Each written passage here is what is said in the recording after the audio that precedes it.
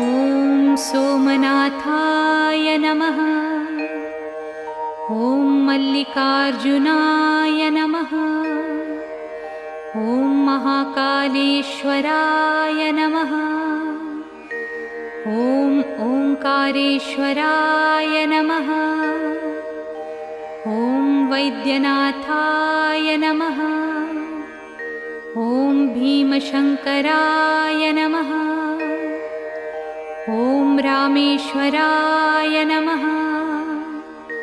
ॐ नागेश्वराय नमः। ॐ विश्वेश्वराय नमः। ॐ त्र्यंबकेश्वराय नमः। ॐ केदारेश्वराय नमः। ॐ भुस्मेश्वराय नमः।